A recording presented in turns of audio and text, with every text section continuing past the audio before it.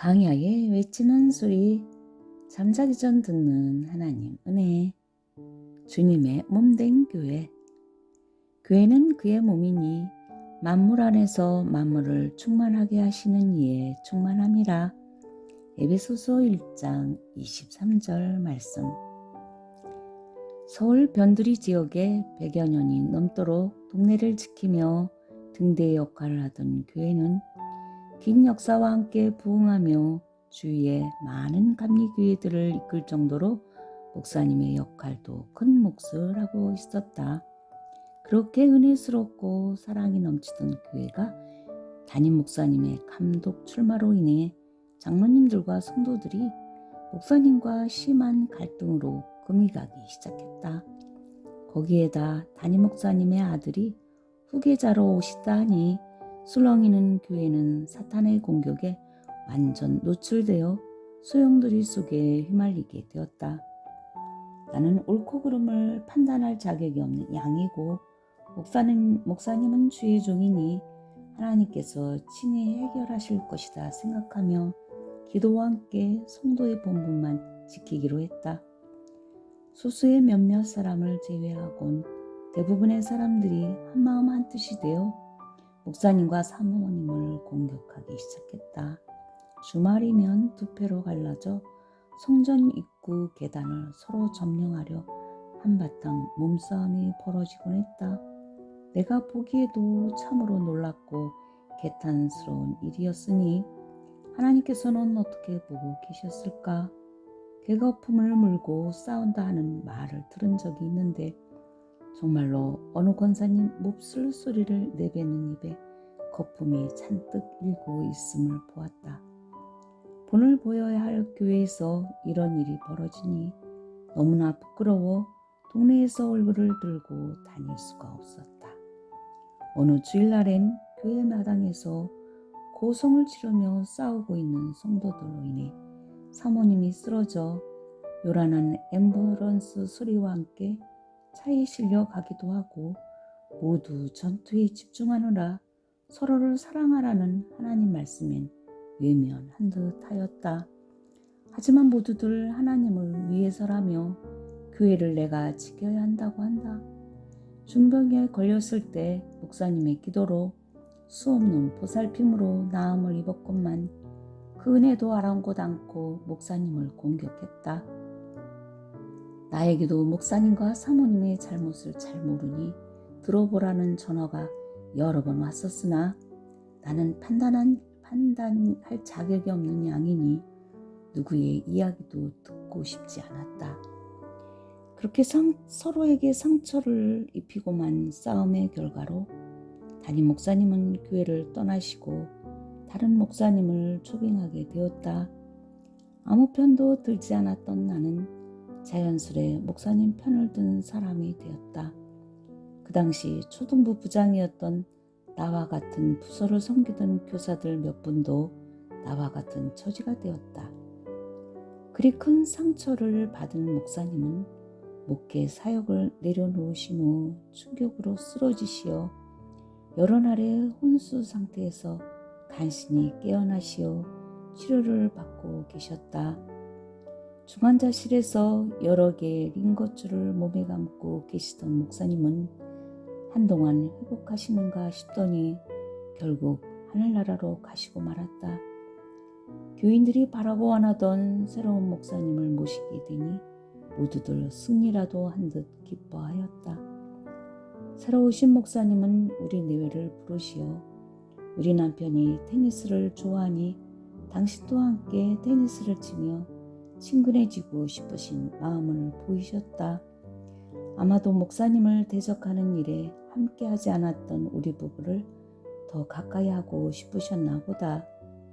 목사님의 특별한 관심에 본교회에 잘 적응하려 했었지만 성도들과 어울리지 못하고 물에 기름 뜨듯이 떠돌고 있는 우리의 모습을 바라보며 신앙생활이 쉽지 않음을 느낄 수 있었다. 할 수 없이 본교회에서 부목사님으로 계셨던 분이 개척한 교회로 옮기게 되었다.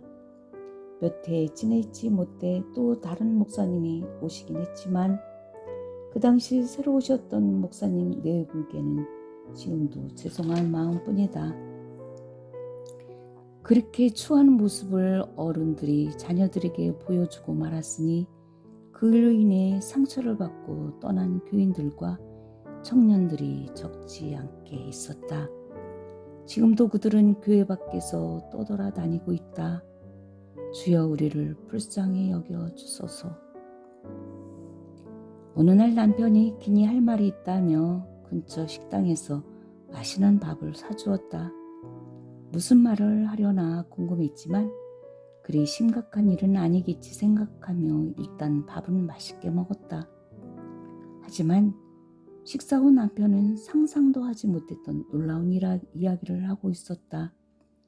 지금 은행에서 명예퇴직자 신청을 받고 있는데 몇 년치 월급에 퇴직금까지 합하면 꽤 큰 금액을 받을 수 있으니 조건이 아주 좋다는 것이었다.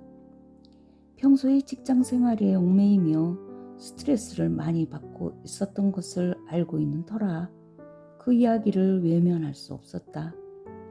뚜렷한 목적을 세우지는 않았어도 스스로 많이 생각하며 힘들게 내린 결정이라 막무가내로 막을 수도 없는 상황이었다. 할 말을 잊은 채 놀란 마음으로 듣고만 있던 나는 집에 오자마자 먹은 것을 다 토해내고 말았다. 결국 그 길로 남편은 60도 되기 전에 백수가 되고 말았다.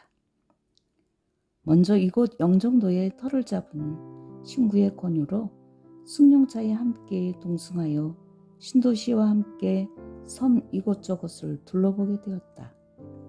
매연으로 가득한 복잡한 서울 도심에서 때론 주차 문제로 이웃과 불편했던 생활과는 달리 신도시 들어서는 입구에는 야자 같은 나무들이 진리비하게 서 있고 시원하게 뻥 뚫린 6차선 도로에 외국에 온 느낌이 드는 잘 정리된 한적한 도시, 거기에다 마을 중앙에는 축구장과 잔디 광장을 보고는 우리는 한눈에 이 도시에 반해버렸다.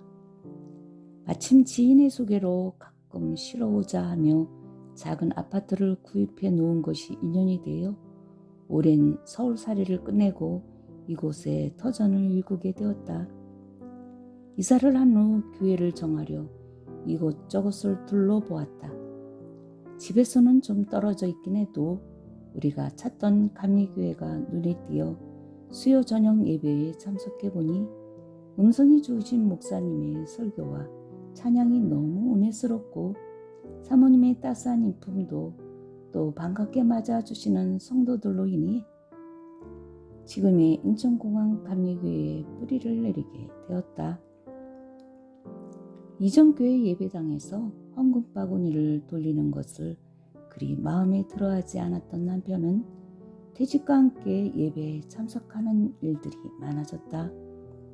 연말이 되면 교회마다 부담하는 금액을 줄이기 위해 정직해야 할 교회에서 이중장부를 쓰고 있다는 것도 알게 되었다. 성격이 올곧은 남편은 장부에 대해 장로님께 물었지만 시원한 대답도 없이 입막음하기에 바빴다. 이곳에 오니 예배당 입구에 헌금함이 있어 누구의 눈치도 없이 자유롭게 헌금하고 있는 모습이 당당해 보였다. 연말에는 꽤 큰 교회임에도 불구하고 이중장부 없이 교인 수대로 재정을 보고하며 상당한 금액을 부담하고 있었다. 남편은 이 정직한 교회가 마음에 쏙 들었나 보다. 세계선교의 제물이 되는 교회를 표어로 삼고 열심히 교회를 이끌어 가시는 목사님 사모님을 지금도 우리는 존경하고 있다.